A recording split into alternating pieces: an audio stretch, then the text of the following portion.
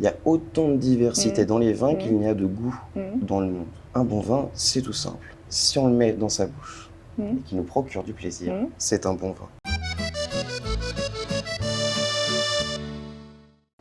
Bonjour à tous. 여러분 안녕하세요. 트레비앙 신지은입니다. 오늘은요 저희 미스캠프 겸 레까브 디 루브르라고 루브르 박물관 근처에 위치한 와인 까브에 방문해서 시음도 해보고 와인 아틀리에도 가질 예정이거든요. 레까브 디 루브르는 되게 역사적인 장소라고 해요. 옛날에 루브르 궁의 식료품을 전달하기 위해 사용되던 지하 통로들이 있었다고 해요. 까브 디 루브르도 그렇게 쓰이던 장소 중에 하나였다고 하는데 여기에 지금 2015년에 리노베이션이 돼서 와인 박물관처럼 와인의 때로와도 직접 느껴보실 수가 있고 향도 좀 알아보실 수가 있고 와인에 대한 모든 것을 좀 알 수 있고 마지막에 소믈리에와 함께 와인도 시음하면서 조언도 얻을 수 있는 그런 곳이 있다고 해서 저희가 가보려고 합니다. 같이 가보실까요?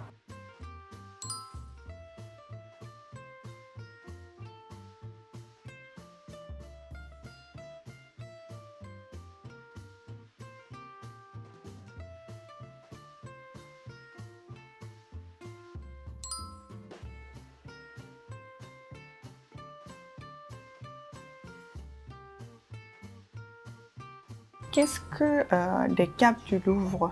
De quel type d'endroit s'agit-il ici? Alors, ces caves, en fait, ce sont des caves chargées d'histoire qui datent du XVIIe siècle, qui avaient été créées par un des 20 marchands de vin officiels de la cour royale et qui ont ensuite été reprises au XVIIIe siècle par Trudon, Monsieur Trudon, le cirier officiel de la cour royale. Et donc, en vendant toutes les bougies pour le Louvre, Versailles, Notre-Dame de Paris et toutes les cathédrales parisiennes, il y avait assez d'argent pour pouvoir racheter ces caves et construire le magnifique hôtel particulier qui se situe au-dessus de nos têtes. Ces caves, on les a réhabilitées en 2015 pour en faire le premier lieu français de la dégustation, autour de la beauté des vins français et des sens. Comme vous avez pu le voir pendant votre tour, toutes les salles sont réhabilitées au terme des sens. On a d'abord le toucher, avec la salle des terroirs, l'odorat avec les arômes, le goût dans la salle du laboratoire, la vue avec les étiquettes, le son avec les bouchons et les bouteilles, et on finit au bar par la dégustation.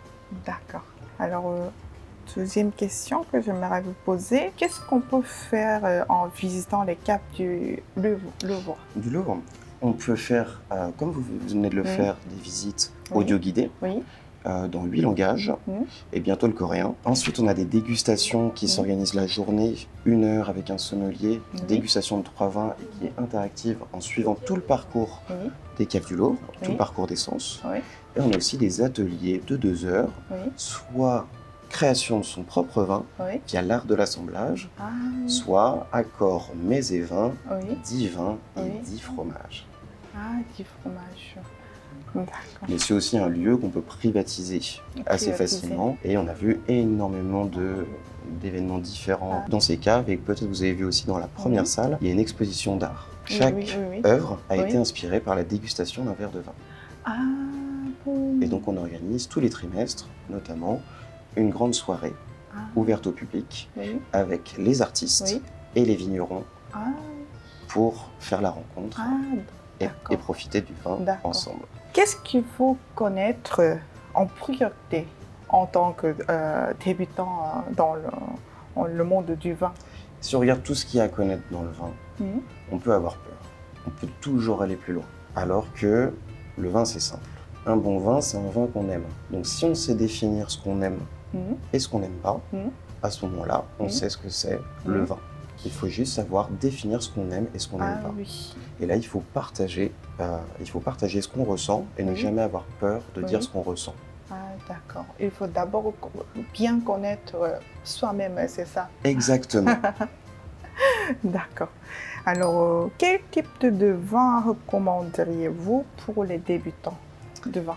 Ce que je recommanderais pour les débutants, ce sont des vins, je dirais, simples. Moins on a de complexité, plus c'est facile de pouvoir identifier. Donc là, on pourrait commencer avec des vins en monocépage, issus d'une seule variété de raisin, pour pouvoir déjà déterminer Grenache, Syrah, Chardonnay, Sauvignon. Je dirais que c'est la première étape. La seconde étape, encore une fois, j'y reviens, c'est de savoir définir ce qu'on a aimé et ce qu'on n'a pas trop aimé parmi ces cépages-là. Et l'idéal, ça serait de même pas choisir son vin, mais plutôt d'aller dans un restaurant et de demander quel serait l'accord. Quel vin pourrait aller avec le plat. Et c'est généralement là où on fait les plus belles découvertes.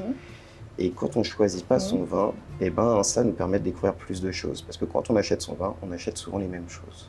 Alors que la beauté du vin, c'est sa diversité. Qu'est-ce qu'un bon vin? Est-ce qu'un vin cher, une bouteille chère, ça veut dire un bon vin ou... Non, c'est encore une fois, c'est ça. Un bon vin, c'est un vin qu'on aime. Et on peut aimer la simplicité, on peut aimer la complexité. Il y a autant de diversité dans les vins qu'il y a de goût dans le monde. Un bon vin, c'est tout simple. Si on le met dans sa bouche, qui nous procure du plaisir, c'est un bon vin. Maintenant, c'est ça, on a plus ou moins d'affinités, il y a plus ou moins des vins pas chers ou chers. Ça ne va pas changer le plaisir que nous procure le vin quand on le boit. Alors, ma dernière question que j'aimerais vous poser, moi, j'aime bien avoir un verre de vin le soir chez moi, à la maison, mais comment on pourrait conserver longtemps le vin ouvert, la bouteille ouverte? Alors, quand on ouvre une bouteille de vin, le principe, c'est que le bouchon s'enlève, la bouteille est ouverte et donc elle a accès à l'oxygène. L'oxygène, c'est on dirait que c'est un frenemy. C'est à la fois un ami et à la fois un ennemi. Pas assez d'air. Frenemy, d'accord. Pas assez d'air, c'est un problème. Trop d'air, c'est un problème. Généralement, quand on n'a pas assez d'air, on peut aérer le vin derrière. Mais quand on a trop d'air, l'oxygène a tué le vin, oxydation. Donc quand on ouvre une bouteille de vin et qu'on veut la déguster sur plusieurs jours, le but c'est de la protéger de l'oxydation. Je dirais que si on veut l'étaler sur 5 jours, une semaine, le meilleur moyen c'est de réussir à retirer l'air de la bouteille pour éviter l'oxydation. Et donc là on a des bouchons qui existent. Est-ce que j'en ai ici? Bien sûr, j'en ai pas pour l'exemple, ça serait trop simple. Mais il existe des bouchons en plastique avec une valve. Et quand on vient pomper, on retire l'air et on peut garder le vin plus longtemps. Je dirais que c'est le meilleur moyen aujourd'hui qu'il existe pour boire son vin sur du long terme. D'accord. Alors, donc, comme ça, est-ce qu'on pourrait conserver la bouteille pendant une semaine ou 12 semaines comme ça 2 semaines, non. Le vin aura vraiment trop chuté. Maintenant, ça dépend aussi de ce qui reste dans la bouteille. Là, vous voyez, il reste la moitié dans la bouteille. C'est-à-dire qu'il y a quand même la moitié d'air. Et il va vieillir beaucoup plus rapidement que si on s'est juste servi un verre et qu'on a juste ouvert ici. Voilà. Donc, il y a plein de facteurs là-dedans. Mais je dirais que c'est ça. Une semaine, ça peut être possible si on enlève bien l'air, qu'on protège le vin de la lumière. Et on peut même conserver son vin rouge au réfrigérateur, quitte à le sortir avant pour qu'il soit à bonne température pour le service. Et ça permettrait aussi de le conserver peut-être un petit peu plus longtemps. Petite astuce à la maison. Mais pas le boire sorti directement du réfrigérateur, ça non. Je vous ai demandé ça parce que mon mari voit une bouteille de vin tout au long d'un mois, 2 mois comme ça. Ok. C'est pour ça. C'est ma grand-mère fait ça aussi. Ah bon? Ma grand-mère fait ça aussi. Après, il faut voir en fait quel type de vin aussi. Si on est sur un vin simple et qui au final n'évolue pas énormément, ça peut être possible. S'il y a aussi des conservateurs dedans, ils peuvent se conserver un petit peu plus longtemps. Maintenant, on va... Et ça peut être un bon vin si on l'aime, ce vin-là. Mais c'est ça, ça va pas être la même chose quand même qu'un vin qui va être à parfaite ouverture, comme ce qu'on peut avoir quand on ouvre la bouteille ou qu'on a le décantage parfait pour son vin. Mais j'éviterais de garder aussi longtemps. Ou sinon, après il existe des solutions, notamment des bag in box. Bag in box. Et là, donc c'est des cartons. Dedans, il y a un sac avec un petit robinet. Et en fait, c'est le meilleur moyen de conserver son vin pendant une période assez longue, tout en étant ouverte. Généralement, ça ne sera pas les vins les plus complexes et les plus chers, mais ça peut permettre une consommation à la maison plutôt facile. Merci beaucoup pour l'interview. Avec grand plaisir. J'espère que vous avez passé un bon moment en notre compagnie et que vous allez être encore plus curieuse sur le monde du vin. Il y a beaucoup de choses à découvrir. Merci de votre venue. Merci beaucoup.